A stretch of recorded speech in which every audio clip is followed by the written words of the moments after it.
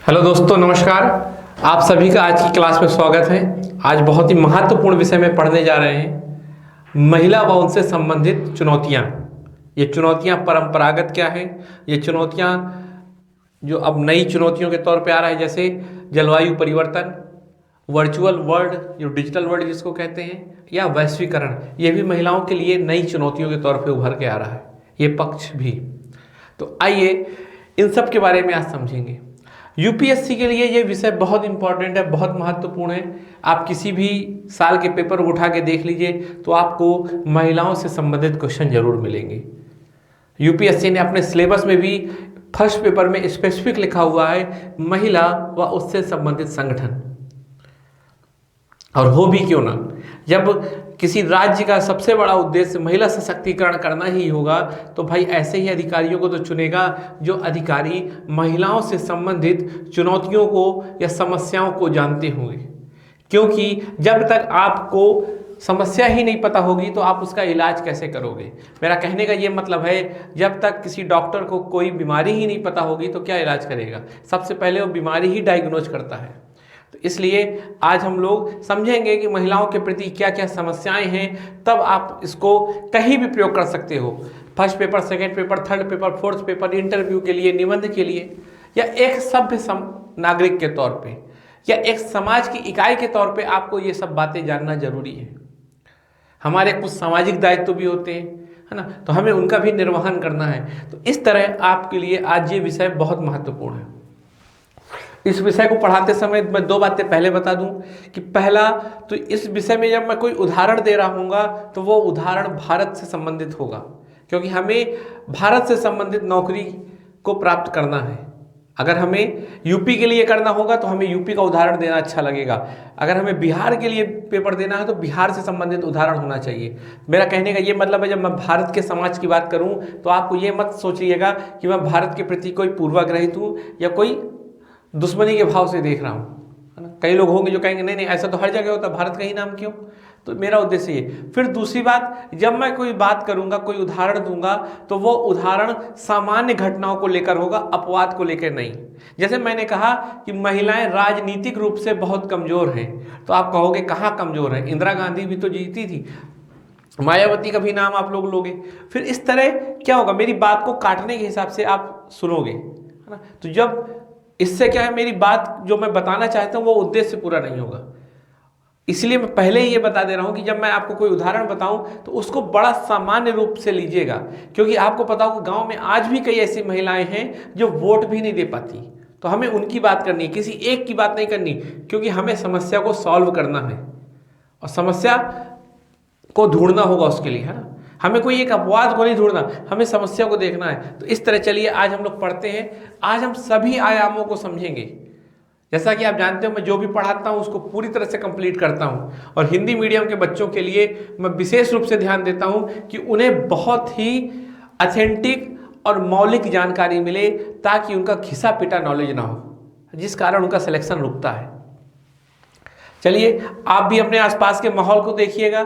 मैं जो उदाहरण दे रहा हूँ उससे अच्छा उदाहरण अगर आपको पता हो तो मुझे आप जरूर कमेंट करिएगा, और या मेरे आप ग्रुप में भी बता सकते हो। आपको जो मेरी बात बुरी लगी हो उसके बारे में आप आलोचना भी कर सकते हो, पर तर्क के आधार पे, मूर्खता के आधार पे ना करना। चलिए सबसे पहले चलते हैं कि हमारे समाज ने, हमारी संस्कृति ने महिलाओं के लिए क्या समस्या पैदा की। अर्थात हमारा समाज और हमारी संस्कृति में ऐसी क्या बातें हैं जो महिलाओं के लिए घातक हैं, अर्थात महिलाओं के लिए वो चुनौती है। तो हम लोग आज शुरुआत करते हैं पहले समाज से, क्योंकि सारी महिलाओं के साथ जो गलत हो रहा है उसका आधार भी यही है। अगर कहा जाए महिलाओं का आर्थिक सशक्तिकरण नहीं हुआ, महिलाओं का कई राजनीतिक रूप से अगर सशक्तिकरण नहीं हुआ, तो उसका कारण केवल ये पक्ष है। जब आप इसको समझ जाओगे तभी आप महिलाओं के संदर्भ में एक अच्छी समझ पैदा कर सकते हो।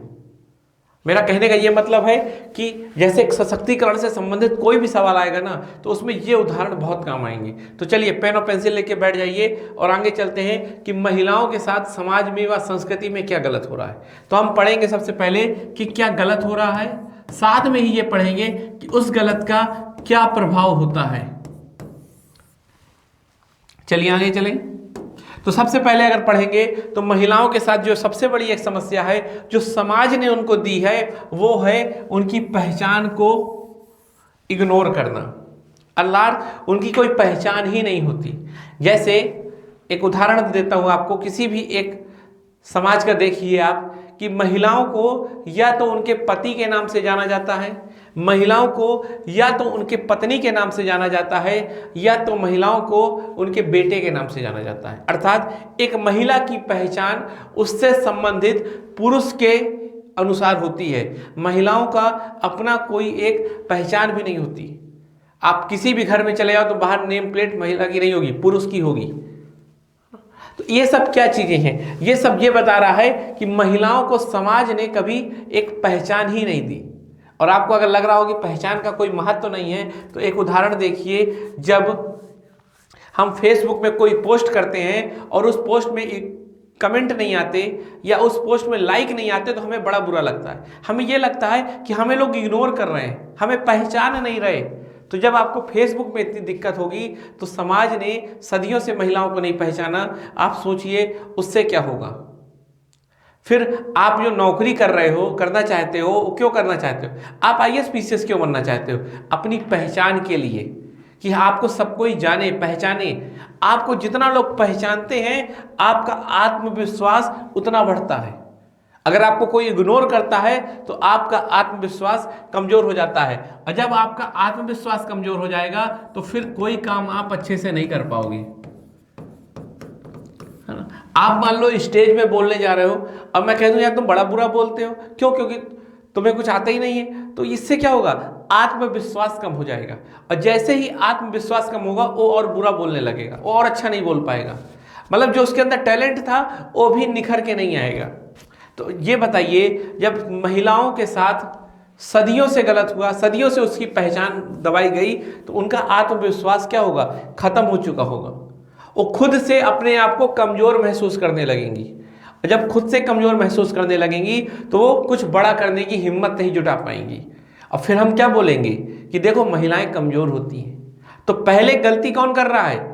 पहले गलती सोसाइटी कर रही है। सोसाइटी महिलाओं को पहचान नहीं दे रही, और जब महिलाओं की पहचान नहीं होगी तो उनका आत्मविश्वास कम होगा, जिस कारण वो किसी भी क्षेत्र में सफल नहीं होगी। तो फिर हम ही कहेंगे कि देखो महिलाएं कमजोर होती हैं। तो ये देखिए हमारे समाज का दोगलापन।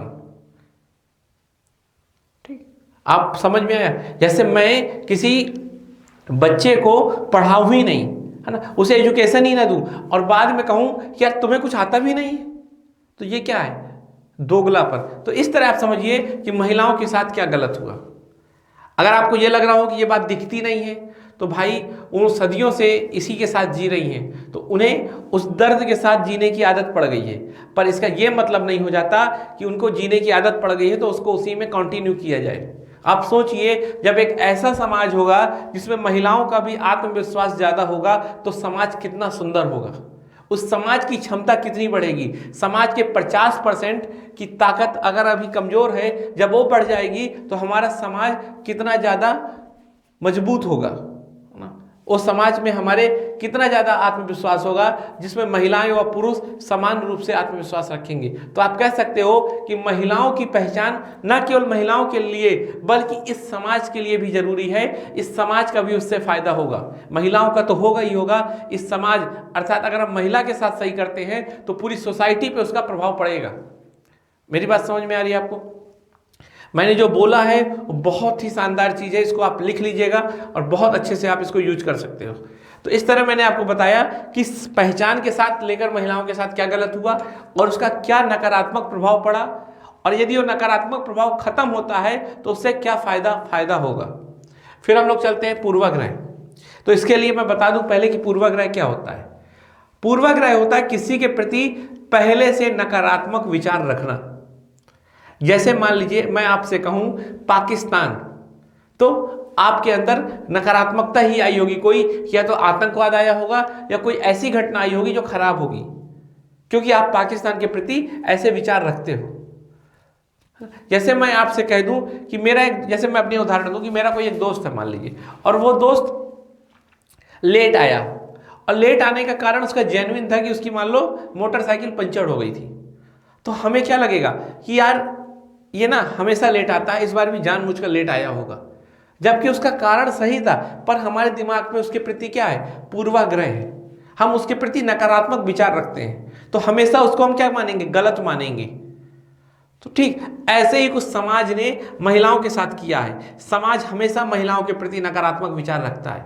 जैसे मैं एक उदाहरण आपको दूं, सबसे बड़ा अगर उदाहरण है कि एक दंपत्ति को अगर संतान नहीं होती तो महिलाओं को ही उसका कारण समझा जाता है कि इसी के कारण नहीं हो रहा होगा, अर्थात पुरुष की कोई गलती नहीं है। हम पुरुष को हमेशा सही मान लेते हैं और समाज में महिलाओं को ही हमेशा गलत माना जाता है। तो आप सोचिए क्या बीतती होगी उसकी।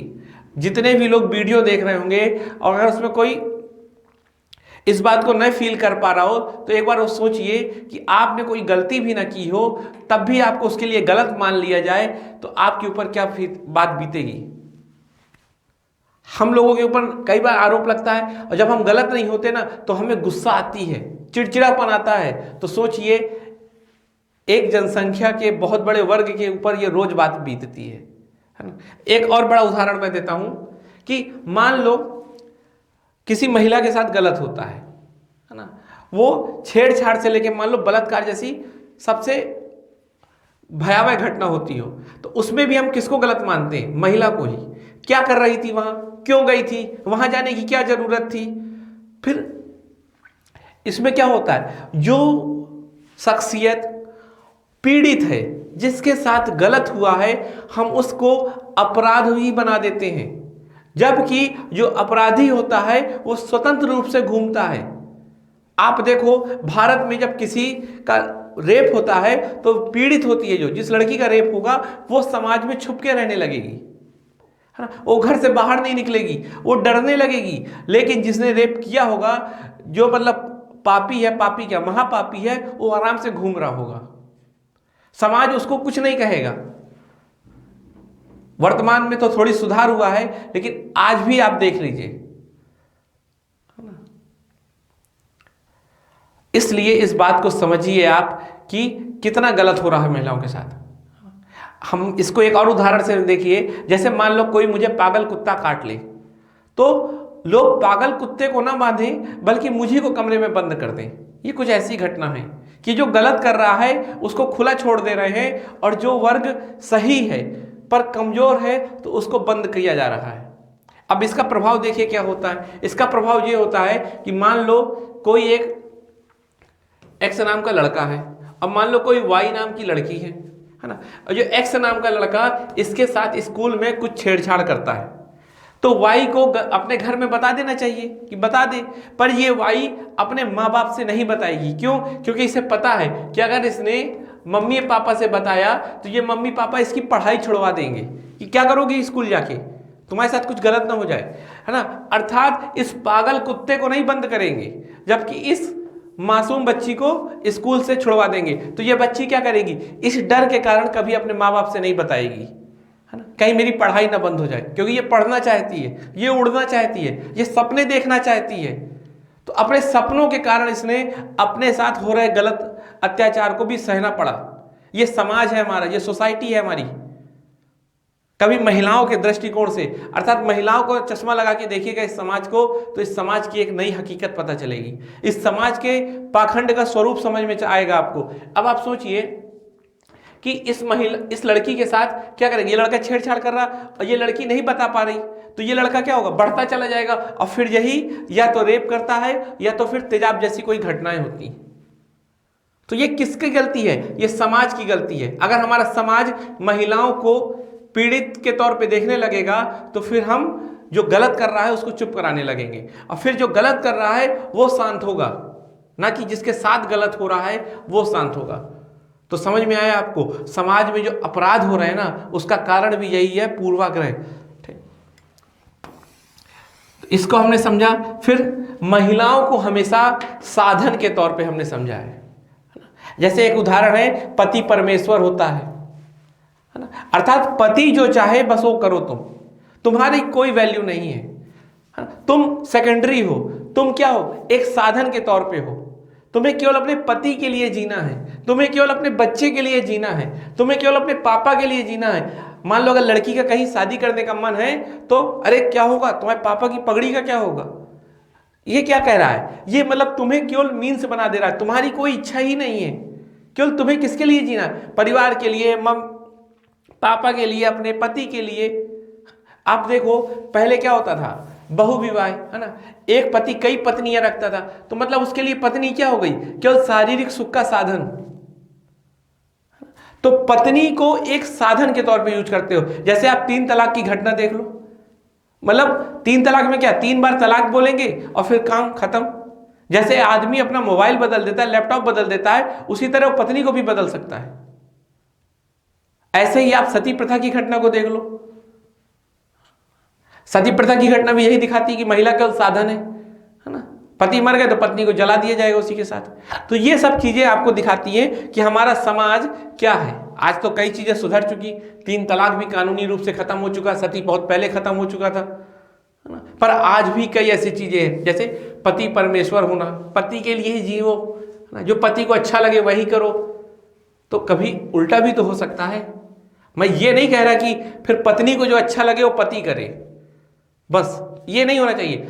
पति पत्नी दोनों समान रूप से रह सकते हैं, है ना। तो कहने का ये मतलब है कि जो महिला वर्ग है उसको साधन नहीं बनाना।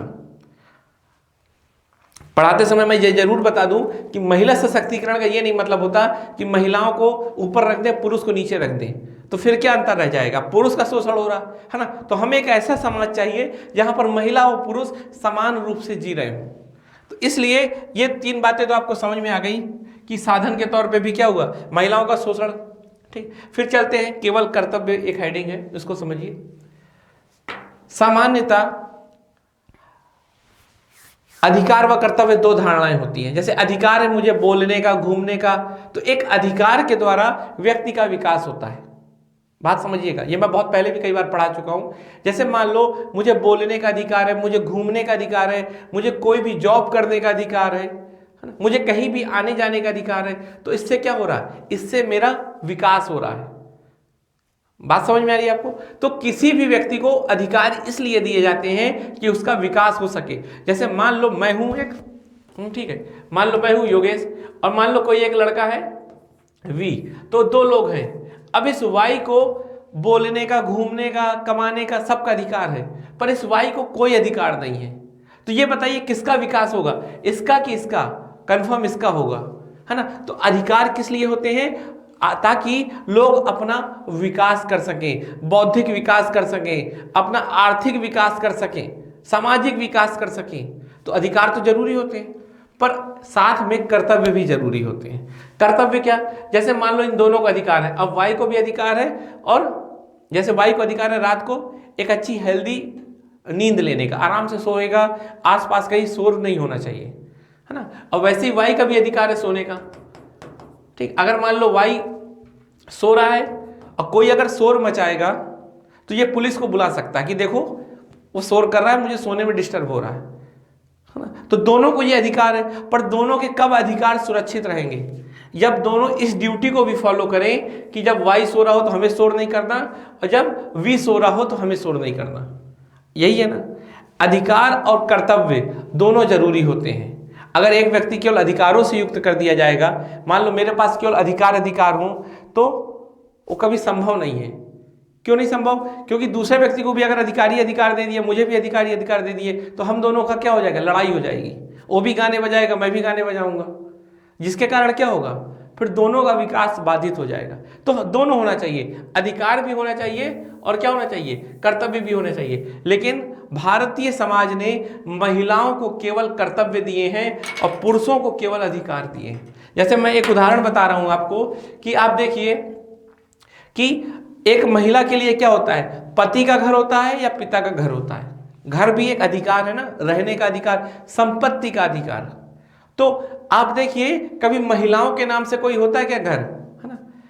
पत्नी का घर तो नहीं सुना होगा, या तो आपने सुना होगा पति के घर में जाओ या तो पिता के घर में जाओ, तो केवल 2 होते हैं। लेकिन अधिकार नहीं है, पर कर्तव्य जरूर डिसाइड कर दिए जाएंगे कि तुम्हें पति के घर में क्या करना है और तुम्हें पिता के घर में क्या करना है। ये पूरी तरह से पहले बता दिया जाएगा। जैसे पिता के घर में ये करना है, जब पति के घर में जाओगे तो सबके साथ काम करना है, पूरा ये करना है वो करना है, पर अधिकार कोई नहीं दिया, केवल कर्तव्य दिए। तो कहने का ये मतलब हमारा समाज क्या है, महिलाओं को केवल कर्तव्य बताता है, कोई अधिकार नहीं देता। अब इसका प्रभाव क्या होता है, तो सबसे बड़ी बात तो क्या, जब आपको अधिकार नहीं मिलेंगे तो आपका कभी विकास नहीं होगा, क्योंकि महिलाओं को उनके अधिकारों से ही वंचित रखा गया, तो महिलाओं का विकास नहीं हुआ, महिलाएं कमजोर रहीं। और फिर हम यही बोलते हैं कि महिलाएं तो कमजोर होती हैं। मैं बार बार समाज का आपको दोहरा स्वरूप दिखा रहा हूं कि यह समाज खुद महिलाओं के साथ गलत करता है और बाद में कहता है कि महिलाएं कमजोर हैं। जैसे मैं एक उदाहरण आपको दूं कि रक्षाबंधन है, जैसे तो रक्षाबंधन में थोड़ी बहुत तो गिफ्ट दे दिया जाएगा, पर संपत्ति का अधिकार नहीं देंगे, संपत्ति नहीं देंगे। और समाज ने इस तरह का मनोविज्ञान बना दिया है महिलाओं का भी कि महिलाएं खुद भी नहीं संपत्ति लेती। अगर मान लो कोई महिला अपने भाई से संपत्ति ले लेगी तो क्या होगा, उसको पूरा समाज बुरा कहेगा कि देखो कैसी बहन है, इसने तो भाई तक का संपत्ति में बंटवारा करा लिया।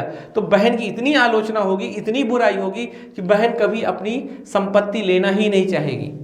उसे ये लगेगा ठीक है भाई, समाज में तो जी लिया जाए पहले। और उसका नुकसान क्या होता है, अब ये देखो, मान लो अगर एक घर में घरेलू हिंसा हो रही है और एक महिला के साथ गलत हो रहा है, पर महिला गलत क्यों सहती है, इसलिए सहती है क्योंकि उसका कोई घर भी नहीं है। ठीक है, उसे पता है कि शादी के बाद पिता का घर छूट गया है ना, अब शादी के बाद जो है वो क्या है, पति का घर है, मेरा तो कोई घर है नहीं। यदि मान लो मैं इस हिंसा के खिलाफ, शोषण के खिलाफ आवाज भी उठाऊंगी तो जाऊंगी कहाँ, मुझे रहना तो इसी छत के नीचे है ना, तो क्या करूं, मैं गलत हो रहा है तो सह लूं। आज की डेट में आप देखिए, जब महिलाओं को थोड़ी बहुत अधिकार मिलने लगा तो महिलाएं क्या उस गलत के खिलाफ आवाज उठाती हैं। तो समाज में लेकिन अभी भी ज्यादातर महिलाओं को उनके अधिकारों से वंचित रखा है। तो इस तरह कहा जा सकता है कि समाज में महिलाओं के साथ इस तरह का व्यवहार हो रहा है। आगे चलते हैं। बोझ, महिलाओं को हमेशा बोझ के तौर माना गया। जब किसी बच्ची का जन्म होता है तो लोगों के अंदर एक नकारात्मकता का भाव आता है, जैसे कोई बोझ हो गया हो। और आप जानते हो उसको कई तरह के शब्दों से कहा जाता है, जैसे शादी का बोझ, कन्यादान, है ना। तो जब भी कोई बच्ची पैदा होती है तो नकारात्मकता आती है इस सोसाइटी के द्वारा, अरे यार बेटी पैदा हुई, बड़ा तनाव है यार, है ना। ऐसा होता है सामान्यतः, कोशिश की जा रही है उसे बदलने की, लेकिन अभी पूरी तरह से नहीं बदला। ठीक, सामान्यतः अभी यही है कि बच्ची को बोझ समझा जाता है। दूसरी बात, जहां बच्चा पैदा हुआ, अरे ये तो ठीक, अब घर बड़ा संपन्न रहेगा, तो बच्चे को कैसे माना जाता है, जैसे कोई संपत्ति आई हो, है ना। और बच्ची को केवल बोला लक्ष्मी जाता है, पर माना नहीं जाता रियल। बोलते तो लक्ष्मी है पर मानते क्या है उसको, बोझ। इसीलिए उसके साथ जोड़ते हैं कन्यादान शब्द, जो एक बोझ की तरह है ना, कि यार बोझ है, दान करना है जल्दी से जल्दी। वहीं लड़का होगा तो उसको क्या मानेंगे, उसको एसेट्स मानेंगे। उसके साथ शब्द जोड़ेंगे पिंडदान, अर्थात भैया लड़का पैदा होगा तो ये स्वर्ग तक लेके जाएगा, स्वर्ग की सीढ़ी है, अर्थात एक संपत्ति है। घर में चाहे अभी नरक में रखे, लेकिन मरने के बाद जरूर लड़का स्वर्ग पहुंचा देगा। तो ये है भारतीय समाज। आप समझ रहे हो से, हमारा समाज लड़कियों के प्रति कैसी मानसिकता रखता है, उनको लाइबिलिटी समझता है, बोझ समझता है ना। बस लड़की पैदा हुई तो दिमाग लगाने लगते हैं कि जल्दी से जल्दी इसकी शादी कराओ और फुर्सत हो। जैसे मान लो लड़की का विवाह हो गया तो क्या कहा जाता है, अब फुर्सत मिली है। मान लो गंगा नहा लिया, ये कहा जाता है। तो इसका क्या मतलब, लड़की अभी तक बोझ थी और जैसे ही शादी हो गई तो भाई कहा जाएगा अब आराम है। तो ये है हमारा समाज। जब लड़की को बोझ समझा जाएगा तो ये बताइए कैसे भ्रूण हत्या रुकेगी। भ्रूण हत्या होने का सबसे बड़ा अगर कोई कारण है ना, तो यही है, यही सोच, यही विचार लोगों के मन में जो है। आगे चलते हैं।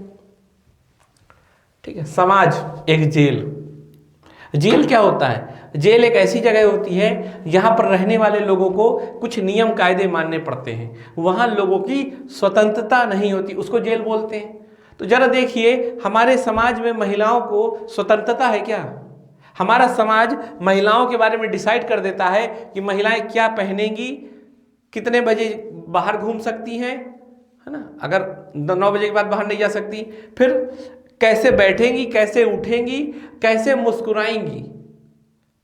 अगर मान लो एक लड़का सबको देख के मुस्कुराता है और खूब हंस के बोलता है तो कहेंगे लड़का बड़ा सभ्य है, बड़ा अच्छा है, देखिए कितना हंसमुख लड़का है ये, बड़ा आबोध बालक है। लेकिन लड़की अगर मान लो सबको देख के मुस्कुराएगी तो क्या बोलेंगे, अरे इसका कैसा करेक्टर है यार, ये सबको देख के मुस्कुराती रहती है।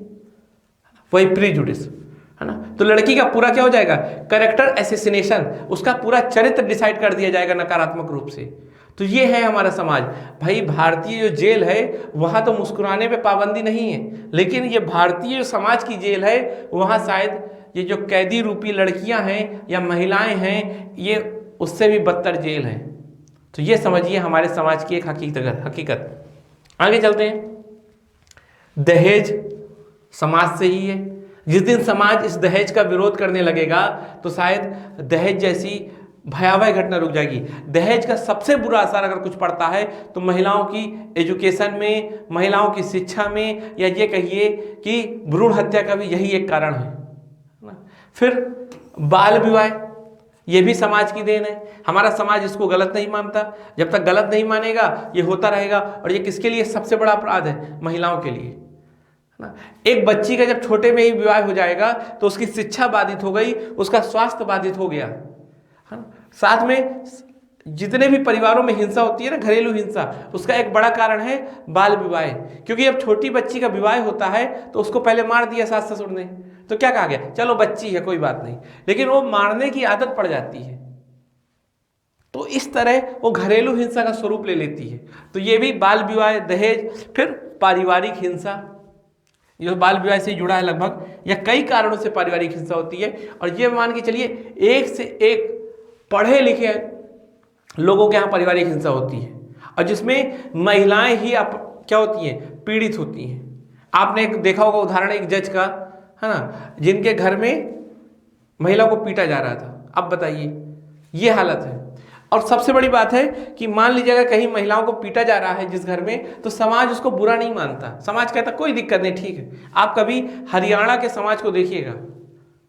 हरियाणा में एक समाज में क्या है कि वहां अगर महिलाओं को पीटा जा रहा है तो कोई गलत नहीं है, पुरुष का इतना अधिकार है, पति का इतना दायित्व है कि वो महिला को मार सकता है। तो ये है समाज, है ना। हमारे समाज के आप अगर स्वरूप को देखो तो आपको कई बार ऐसा लगेगा कि महिलाओं के साथ कितना गलत हो रहा है। और आज की कक्षा का मेरा सबसे बड़ा उद्देश्य है कि आप लोग ये समझ सको कि महिलाओं के साथ कितना गलत हो रहा है, ताकि अंदर एक नया दृष्टिकोण पैदा हो। समाज हमारा ऐसा है कि मान लो अगर छोटे बच्चे को कोई पुरुष खिलाता था ज़्यादा तो उसको कहते ये क्या कर रहे हो, ये सब महिलाओं का काम है ना। इसको समझिएगा, मैंने जो उदाहरण दिया अभी, ये कई चीज़ें अभी काम आएगी बाद में, ठीक। तो ये सब समाज है जो काम का डिसाइड ऐसे कर दिया, ये कमज़ोरों वाला काम है वो महिलाएं करेंगी, जो बहादुरी वाला काम है वो पुरुष करेंगी। तो ये भी एक क्या हुआ, क्राइटेरिया डिसाइड हो गया कि महिलाएं कमज़ोर हैं तो कमज़ोर वाला काम करेंगी, पुरुष बहादुर हैं तो बहादुर वाला काम करेंगी। तो इस तरह चीज़ें समझिए।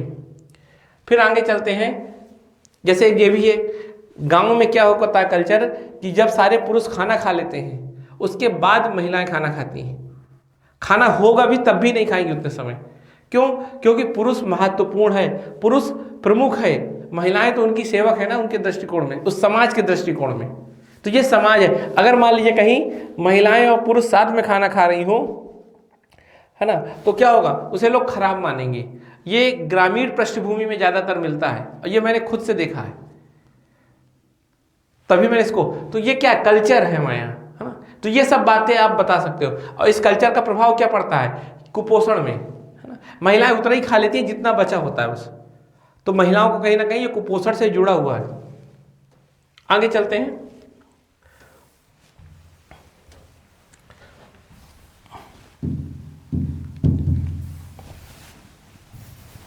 ठीक, चलिए भाषा समझते हैं। ठीक है, भाषा के स्तर पे भी लैंगिक भेदभाव होता है। ये बहुत ही इनोवेटिव स्टडी मटेरियल है आपके लिए। सामान्यतः महिलाओं से कहीं लैंग्वेज को जोड़ते हुए नहीं दिखाया जाता। यूपीपीएससी ने इस बार सवाल भी पूछा था, लेकिन आप इसको समझिए कि भाषा कैसे दिखा रही है कि महिलाओं के साथ गलत हो रहा है। या ये भी कहा जा सकता है कि जब तक भाषा पे सुधार नहीं होगा तो महिलाओं के साथ गलत होता रहेगा। इसका एक उदाहरण देखिए कि जितनी भी गालियां हैं वो क्या महिलाओं से संबंधित होती है ना। जितनी भी आप गाली देखते होगे वो कहीं ना कहीं महिलाओं से जुड़ी होगी। पर जितने भी सकारात्मक शब्द होंगे या जितने शक्ति को सूचित शब्द होंगे, है ना, अर्थात जो पावर को इंडिकेट कर रहे होंगे, वो क्या होंगे, वो पुरुष से संबंधित होंगे। जैसे राष्ट्रपति ये देखिए पुरुष से संबंधित, मुख्यमंत्री, सांसद, न्यायाधीश, ये सारे पद कैसे हैं, जो शक्ति को सूचित कर रहे हैं। और ये सब क्या है, लैंगिक भेदभाव कहाँ, भाषा में दिख रहा है। गालियां सारी मिलेंगी आपको महिलाओं से संबंधित, लेकिन जितने भी अच्छे शब्द हैं वो मिलेंगे पुरुष से संबंधित। और उदाहरण मैं एक दो देता हूं, फिर आपको इसका प्रभाव भी बताऊंगा। जैसे हम क्या कहते हैं कि कोई अगर कमजोर है तो उसको क्या कहेंगे, चूड़ियां पहन लो। और एक कोई रो रहा होगा तो उसको क्या कहेंगे, लड़कियों की तरह क्यों रो रहे हो। तो ये क्या है, ये सब नकारात्मक बातें किससे जुड़ी हुई हैं, सब नकारात्मक बातें महिलाओं से जुड़ी हुई हैं। अब इसका क्या प्रभाव पड़ता है हम इसकी बात करते हैं। और सकारात्मक बातें भी अगर देखें तो देखिए, जैसे पुलिस मैन है ना, पुलिस मतलब क्या, शक्ति का प्रतीक है तो उसके आगे मैन लगाया। जैसे दूध वाला, आर्थिक शक्ति है ये, है ना, आर्थिक रूप से क्या है, जो अच्छा काम है उसमें क्या जोड़ दिया, वाला। तो इस तरह आप शब्दों को समझिएगा कि किस तरह भाषा के स्तर पे भी महिलाओं के साथ गलत होता है। अब इसका प्रभाव मैं आपको बताता हूं। जैसे मान लीजिए कि एक उदाहरण है कि जैसे मान लो किसी ने कुछ खराब काम किया तो उसको कहते हैं कि उसको ब्लैक लिस्टेड कर दो, है ना, तो उसको ब्लैक लिस्टेड। तो हमारे दिमाग में क्या आ गया कि ब्लैक का मतलब क्या होता है, बुरा, है ना। हमारे दिमाग में ये आ गया ना, क्योंकि हम भाषा में क्या यूज करते हैं, यार वो बहुत परेशान कर रहा है उसको ब्लैक लिस्टेड कर दो, या उसने कोई करप्शन किया उसको ब्लैक लिस्टेड कर दो। तो ब्लैक मतलब खराब होता है, ये सब आप जानते हो। तो ये हमारे दिमाग में बना कैसे, ये भाषा के कारण, क्योंकि हमारे जो ज्ञान का आधार है, हमारे जो नॉलेज का बेस है वो क्या है भाई। सपने में तो नहीं किसी को नॉलेज आ गया, नॉलेज आया भाषा से, लैंग्वेज से। हम आप बात कर रहे हैं उसी से तो आपको नॉलेज आ रहा है, उसी से तो मुझको नॉलेज आ रहा है। तो लैंग्वेज का आधार भाषा है ना। लेकिन भाषा कई चीजें स्पष्ट और थोड़ी सी दिखा रही है। जैसे इसने क्या दिया, बुरे को क्या बता दिया, ब्लैक, है ना, सॉरी, ब्लैक को बुरा मानने लगे। अब देखो, हम एक अफ्रीकन आदमी को देखेंगे और एक यूरोपियन मैन को देखेंगे। क्योंकि अफ्रीकन आदमी क्या होगा, ब्लैक होगा, और यूरोपियन व्हाइट होगा।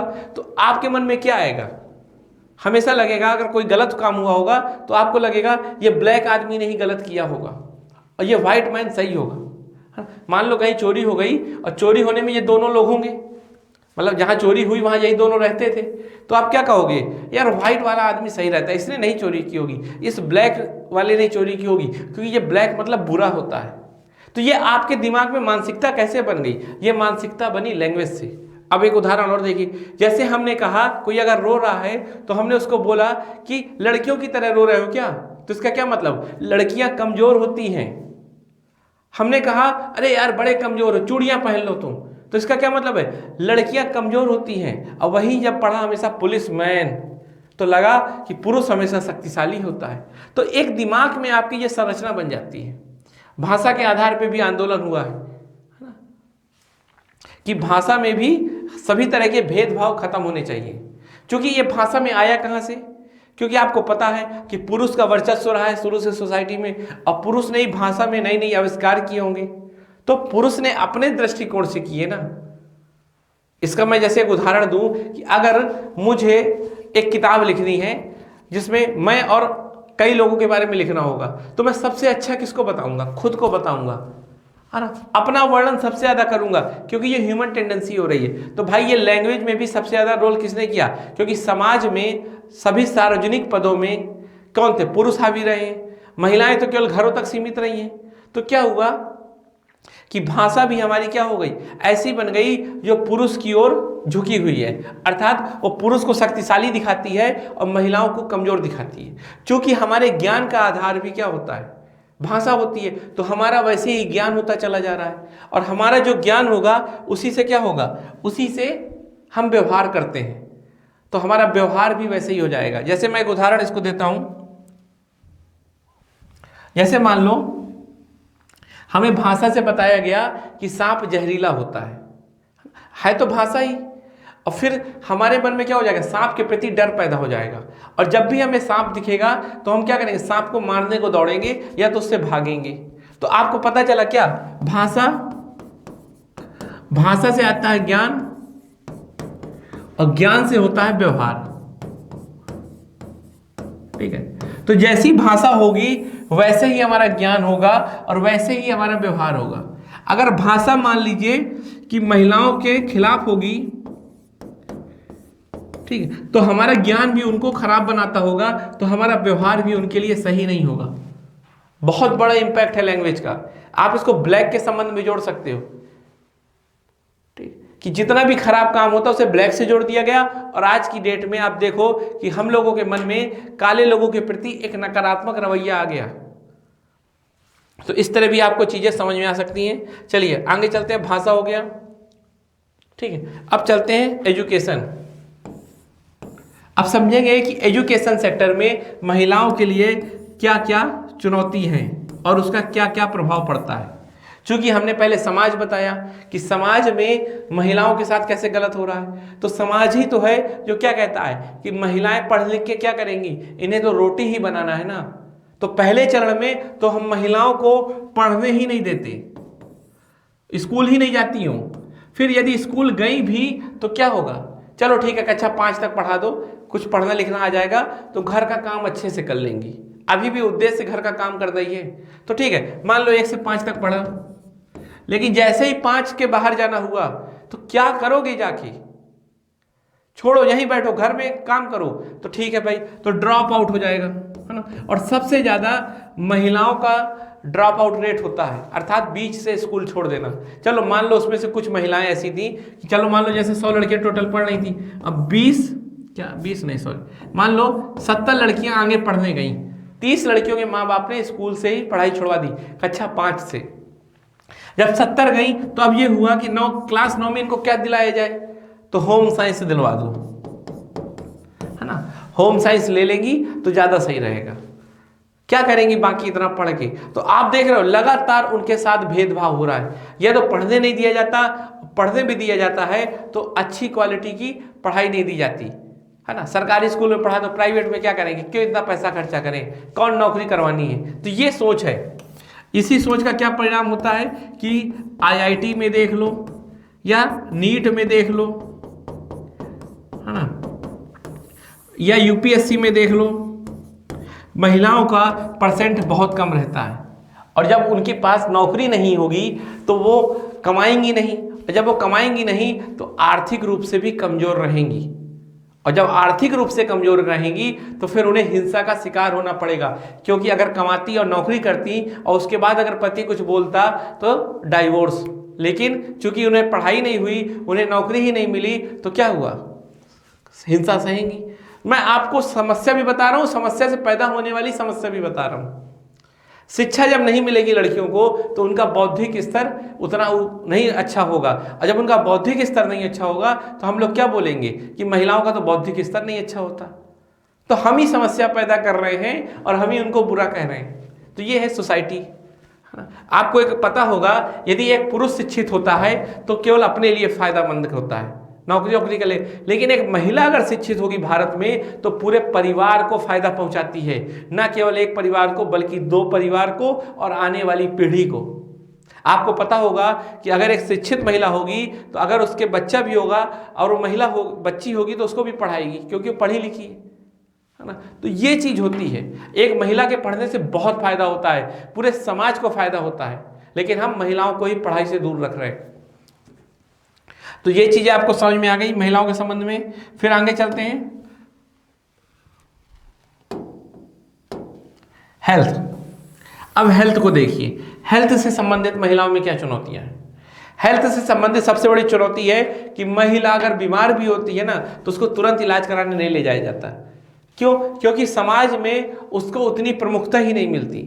आप जानते हो कि 50% महिलाएं एनीमिक होती हैं, अर्थात उनके रक्त में कमी, या कहिए कि 50% महिलाएं को आयरन नहीं होता पर्याप्त मात्रा में। और बताइए, अगर एक महिला स्वस्थ नहीं होगी तो उसके आने वाले बच्चे स्वस्थ नहीं होंगे, जब बच्चे नहीं स्वस्थ होंगे तो समाज स्वस्थ नहीं होगा। देखिए समस्या ना। इसका एक कारण भी अगर देखिए आप देखिए कि आपने अधिकतर देखा होगा ना कि दूध पी के सोना चाहिए, ऐसा होता है ना, एक गिलास दूध पी के, तो अधिकतर आपने देखा होगा लड़के दूध पी के सो रहे होंगे, या आप घरों में भी जाओ तो आपने देखा होगा लड़के ही दूध पी के सोएंगे भाई, क्योंकि उन्हें हेल्दी रहना है, उन्हें स्वस्थ रहना है। कभी आपने लड़कियों के संदर्भ में ये नहीं देखा होगा। साथ ही आपने कभी ये सुना है जब बच्ची पैदा होती है तो उसका उतना प्रॉपर इलाज या प्रॉपर केयर नहीं होती जितना लड़कों की होती है, तो वो शुरू से ही कमजोर रहती हैं, वो तो कहो किसी तरह जी जाती हैं, है ना, पर उनके साथ हमेशा भेदभाव होता है उनके पैदा होने से ही। तो ये चीज़ आपको समझना होगा, उनको हेल्थ में भी कई तरह की चुनौतियों का सामना करना पड़ता है। MMR देखिए ज़्यादा है, क्यों? क्योंकि महिलाओं का साथ हो रहा अन्याय, है ना। मातृत्व समय में जब वो माँ बनने वाली होती हैं उन्हें विशेष केयर की ज़रूरत होती है, पर समाज ऐसा कोई प्रावधान नहीं करता हमारा। तो आप हेल्थ से रिलेटेड इशू देख सकते हैं। ठीक, चलिए अब हेल्थ के बाद अगर कोई पॉइंट आता है सबसे महत्वपूर्ण, तो वो है धर्म, क्योंकि धर्म का हमारे समाज में सबसे ज़्यादा प्रभाव है। अगर मैं कहूँ तो समाज का प्रभाव भी धर्म में होगा, उसको आप देख सकते हैं। ठीक है, जैसे मैंने हेल्थ वाला इशू बता दिया आपको परिवार को, कि जब हमारी महिलाएं सुरक्षित नहीं रहेंगी तो बच्चे नहीं सुरक्षित रहेंगे, तो जब परिवार कैसे, समाज कैसे स्वस्थ रहेगा? सुरक्षित नहीं, स्वस्थ, है ना। महिला स्वस्थ रहेगी, उसके बच्चे स्वस्थ रहेंगे, तो वही बच्चे तो बाद में जाके समाज बनाएंगे, तो पूरा समाज और पूरा देश स्वस्थ होगा। अब आगे चलते हैं धर्म को लेकर, कि धर्म को लेकर क्या चुनौती है। तो देखिए धर्म क्या करता है, स्त्री को महत्व नहीं देता। आप देखिए आज तक अगर आपने कोई पादरी महिला देखी है, या कोई पुजारी महिला के तौर पे आपने देखा है, या कोई मौलवी को देखा है महिला के तौर पे? अर्थात धर्म में जितने भी शक्तिशाली पद हैं वो क्या हैं? वो पुरुष के लिए बने हुए हैं, पर दान पात्र में दान करने के लिए सब हैं, है ना। अर्थात कर्तव्य महिलाओं के लिए भी है, लेकिन अधिकार नहीं है। धर्म ने जितने भी अधिकार दिए हैं वो पुरुषों को दिए हैं। उसका कारण भी एक है कि धर्म के संबंध में सारा काम पुरुषों ने किया। मेरा कहने का ये मतलब है, जितना भी धर्म का स्वरूप निर्धारित हुआ है वो सब पुरुष ने ही तो किया होगा। आप देखिए जितने भी किसी भी धर्म का प्रमुख व्यक्तित्व है अगर, वो कौन है? कोई पुरुष होगा, क्योंकि पुरुष हमेशा प्रभावी रहे हैं, उन्हीं ने सारे धर्म ग्रंथ लिखे हैं। तो भाई वही बात है कि अपने लिए तो लिखेंगे फिर वो, और दूसरे वर्ग को कमजोर बना देंगे। जैसे मैंने पिछला उदाहरण बताया था कि अगर मुझे वर्णन करना हो अपने दोस्तों के बीच में, तो मैं अपने आप का करूंगा, दोस्तों का कम करूंगा। अब बाद में बोलूंगा कि देखो धर्म ने मुझी को अच्छा बनाया है, या मैंने ही खुद को अच्छा बनाया। तो ये बात यहाँ समझिए आप।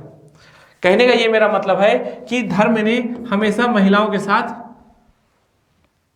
सेकेंडरी टाइप का बिहेव किया, उन्हें प्रमुख नहीं माना। जैसे कई जगह आप देखोगे महिलाओं को जाने का भी अधिकार नहीं है, जैसे हाजी अली दरगाह, जैसे सबरीमाला का मंदिर, वैसे कई और भी धार्मिक संस्थाएं हैं यहाँ पर महिलाओं को जानने का हक नहीं है, क्योंकि महिलाओं को धर्म ने महत्व नहीं दिया। कई धर्म में तो महिलाओं के बारे में नकारात्मक बातें भी लिखी गई हैं। तो ये सब आपको दिखा रहा है कि धर्म भी लैंगिक रूप से भेदभाव करता है। जिस धर्म के आधार पे हम चलना सीखना चाहते हैं वो धर्म भी महिलाओं के आधार पे भेदभाव करता है। तो हमें धर्म को भी सुधारना होगा, धर्म में भी हमें परिवर्तन करने होंगे, या ये कहिए कि हमें धर्म को वास्तविक रूप से समझना होगा, क्योंकि जो मूल धर्म है उसमें ये सब चर्चाएं नहीं है, ये है ना। ये धर्म का बिगड़ा हुआ स्वरूप है जो महिलाओं के साथ भेदभाव करता है। हमें धर्म को भी अब सुधारना होगा, उसको भी ऐसे बनाना होगा कि वहाँ लैंगिक रूप से समानता आ सके। तो मेरी बात आपको समझ में आ रही कि हमें धर्म को लेकर भी बहुत काम करना है, रिलीजन को लेकर भी हमें जैसे कई जगह एबॉर्शन को मना किया गया है, जितने भी कैथोलिक कंट्री हैं उन्होंने एबॉर्शन को मना किया हुआ है। अब कई बार इसमें महिलाओं की जान भी चली जाती है, अर्थात महिलाओं के लिए कई धर्म में इस तरह के घातक प्रावधान भी हैं कि महिला अगर मर भी रही होगी तब भी उसको कोई महत्व नहीं दिया। आपने कहा यह घटना पहले भी सुनी होगी, आज से 3-4 साल पहले की शायद एक घटना है जिसमें एक भारतीय महिला की विदेश में केवल इसलिए मौत हो जाती है क्योंकि उसको एबॉर्शन नहीं करने दिया जाता। अर्थात महिला को कोई महत्व ही नहीं दिया। किसको महत्व दिया? धर्म को। और धर्म में महिलाओं के लिए कोई विशेष प्रावधान नहीं। मेरी कहने की बात समझ रहे, मैं घुमा रहा हूं आपको कि सब एक दूसरे से चीजें जुड़ी हुई हैं। थोड़ी मतलब दिमाग ठंडा करके मेरी बात समझिएगा किस तरह से धर्म भी घातक होता है। आगे चलते हैं। अगर हम अब बात करेंगे राजनीति की, है ना,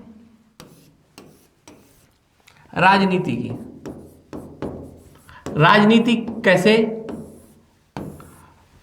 महिलाओं के लिए नुकसानदायक बनी हुई है या महिला के लिए प्रमुख चुनौती है ना। तो सबसे पहले बात करते हैं कि हमारे लोकसभा में कह सकते हैं संसद में, हमारी संसद में, है ना, ये जितने भी विधानमंडल हैं अगर उसमें टोटल मिला लें तो क्या होगा? केवल 15% महिलाएं हैं। अर्थात एक देश यहां पर 49% महिलाएं जनसंख्या हैं, उनका प्रतिनिधित्व करने वाली केवल 15% महिलाएं हैं बस। जिस देश में 49% महिलाएं हैं लेकिन उनका रिप्रेजेंट करने वाली कितनी महिलाएं हैं? 15% से भी कम। ठीक। और आप देखिए कि हमारी संसद में क्या है, हमारी संसद में एससी के लिए आरक्षण है, एसटी के लिए आरक्षण है। अर्थात जितनी जनसंख्या एससी की है उतने सांसद एससी के होंगे और जितनी जनसंख्या एसटी की है उतनी सांसद एसटी के होंगे। लेकिन महिलाओं के लिए ऐसा कोई प्रावधान नहीं है। ये है हमारे देश की राजनीति, ये है हमारे देश का लोकतंत्र का एक नकारात्मक पक्ष। कभी अगर चुनाव सुधार की बात आए तो इसको जरूर लिखिएगा,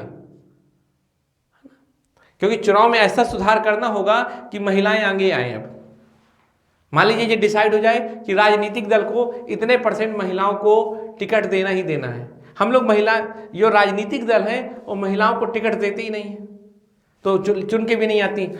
ठीक। और जिसका क्या कारण होता है? पहले तो आपको मैंने ये बता दिया कि महिलाओं के साथ क्या गलत हो रहा है।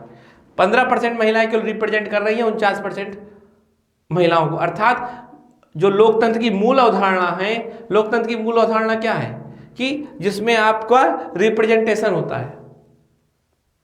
आप SC ST के संदर्भ में ये देख सकते हो, लेकिन महिलाओं को उतना महत्व नहीं दिया हमारी राजनीति ने। अब इसका कारण क्या है? इसका कारण ये है कि माना यह जाता है कि महिलाएं निर्णय लेने में सक्षम नहीं होती क्योंकि महिलाओं की बौद्धिक क्षमता कम होती है। ऐसा हमारा समाज क्या मानता है कि महिलाओं की बौद्धिक क्षमता कम होती है। तभी तो कहा जाता है ना, अरे घर का काम करो, तुम ज़्यादा दिमाग ना लगाओ। ये भाषा है हमारी कि दिमाग ना लगाओ। इसका क्या मतलब है कि दिमाग होता ही नहीं है। अब क्यों नहीं होता इसका मैंने पहले बहुत बार कारण बता दिया। शिक्षा नहीं दोगे, समाज में पहचान नहीं दोगे, है ना, तो क्या हुआ? मैं आपको जो पढ़ा रहा हूं उसको बड़े ध्यान से देखिएगा कि क्या कहा जाता है कि निर्णय लेने की क्षमता ही नहीं होती, निर्णय क्षमता ही नहीं होती। क्यों? क्योंकि भाई दिमाग कम होता है, दिमाग कम होता है, ऐसा हमारा समाज कहता है। और इसी का परिणाम क्या है कि 15% केवल हमारे सांसद या विधायक महिलाएं हैं। अब इसका प्रभाव देखिए क्या होगा। जब संसद में कोई बात चल रही होगी, जैसे मान लो एक बात चल रही हो कि शौचालय कैसे बनेंगे, मतलब शौचालय बनाने के लिए बात चल रही होगी, पब्लिक प्लेस में जो शौचालय होते हैं उस पर मान लो कोई चर्चा चल रही है ना, तो ये बताइए उस संसद में महिलाओं का पक्ष रखने वाले कोई नहीं होंगे, तो क्या होगा? आपको हर जगह पुरुष शौचालय तो मिल जाएंगे पर महिला शौचालय नहीं मिलते। क्यों? क्योंकि जो नीति बनाई जा रही है, जो नीतियों का निर्माण किया जा रहा है, उसमें महिलाओं का कोई पक्ष रखने वाला ही नहीं है। जैसे बच्चों के दूध पिलाने की व्यवस्था को लेकर कोई, आप देखते हो कहीं होता है कोई जगह बनी हो यहां पर माताएं अपने बच्चों को दूध पिला सकें। क्यों? क्योंकि संसद में जो पुरुष वर्ग बैठा है उस पुरुष वर्ग को महिलाओं की इस समस्या का कोई ज्ञान ही नहीं है और वही कानून वही नियम बना रहा है, वही निर्णय दे रहा है। तो जब महिलाएं है ही नहीं उस संस्था में जिसको देश चलाना है, तो देश किसके हिसाब से चलेगा? पुरुषों के हिसाब से चलेगा। कोई नियम कानून बनेगा वो पुरुषों के लिए बनेगा ज़्यादातर। आप देखिए, अगर इस संसद में एससी और एसटी का प्रतिनिधित्व तो है, और देखिए एससी एसटी के खिलाफ कोई अपराध हो जाता है तो पूरी संसद हिल जाती है, पर आए दिन दहेज में महिलाएं मरती हैं, आए दिन रेप होता है, उस संसद में कोई आवाज उठाने वाला भी नहीं होता। क्यों? क्योंकि कोई है ही नहीं उस वर्ग का रिप्रेजेंट करने वाला। 15% बस लोग हैं, पर उनकी भी सोच क्या है? पितृसत्तात्मक हो सकती है। मेरी एक बात याद रखिएगा, महिला होने का मतलब ये नहीं कि मैं कह रहा कि महिला ही बस हो, वो महिलाओं के प्रति संवेदनशील भी हो, उसे महिलाओं की समस्या भी पता हो। बहुत कॉम्प्लिकेटेड और बहुत अच्छे से समझिएगा इस बात को। कई ऐसी महिलाएं भी होती हैं जो दिमाग से पुरुष होंगी, मतलब पितृसत्तात्मक होंगी, वो खुद महिलाओं को पीछे करेंगी। ऐसी भी कई घातक महिलाएं हो सकती हैं, क्योंकि उनकी मानसिकता क्या है? पैट्रियार्की है उनकी मानसिकता पे। भाई उसी समाज ने सॉफ्टवेयर डाले हैं, है ना। जैसे मान लो एक एक्स महिला है, अब समाज ही का तो ये हिस्सा है पूरा, और इस समाज ने इसके दिमाग में क्या डाल दिया है? यही डाल दिया है कि महिलाएं साधन होती हैं और पुरुष साध्य होते हैं। तभी तो फिर ये एक्स अपनी बेटी से क्या कहेगी कि बेटा शादी के बाद क्या कहेगी? ठीक है, पति भी जैसा भी हो पति की इज्जत करना, वो कितना भी गलत हो उसको कुछ बोलना नहीं, क्योंकि ये एक्स को क्या लगता है कि पति परमेश्वर होता है, उसकी मानसिकता ये है। फिर आप कहोगे है तो ये महिला, लेकिन ये दिमाग से क्या पैट्रियार्की सोच को ही फॉलो कर रही है ना। तो मुझे इस तरह की महिलाओं की भी मैं बात नहीं कर रहा, मैं ऐसी बौद्धिक व समझी या पढ़ी लिखी महिलाओं की बात कर रहा हूं जो वास्तविक रूप से महिला के वर्ग का दर्द समझ पाए। ठीक, तो यहां हमने बताया राजनीतिक तौर से भी महिलाएं किस तरह से चुनौतियों का सामना कर रही हैं। वर्तमान में स्थानीय चुनाव में, पंचायतों में महिलाएं जीतती हैं, पर उनका प्रतिनिधित्व तो कौन करते हैं? पति करते हैं, है ना। महिला की इतनी सी फोटो लगेगी जब एडवर्टाइज किया जाएगा चुनाव में, प्रधानी के चुनाव में, और जैसे मान लो चुनाव हो रहा हो तो महिला की एक छोटी सी फोटो होगी, ठीक, अब बगल में पति की बहुत बड़ी फोटो होगी, है ना। तो इसका क्या मतलब है? वो चुनाव केवल नाम मात्र के लिए हो रहा है, बस पत्नी के नाम पर। वास्तविक रूप में वो चुनाव पुरुष ही लड़ रहा है। इसमें एक वेब सीरीज भी बनी है पंचायत, देखिएगा। तो इसको बोलते हैं पति पंचायत, अर्थात व्यवहारिक रूप से अभी भी महिलाएं राजनीतिक रूप से बहुत कमजोर हैं, और जब राजनीतिक रूप से महिलाएं कमजोर होंगी तो देश में उनके अनुकूल निर्णय नहीं होंगे। जब उनके अनुकूल निर्णय नहीं होंगे तो महिलाओं का सशक्तिकरण ही नहीं होगा। तो यहां तक हमने ये सब बातें समझी। अगले पार्ट में हम महिलाओं से संबंधित जो वर्तमान में चुनौतियां उभर के आ रही हैं उनमें चर्चा करेंगे।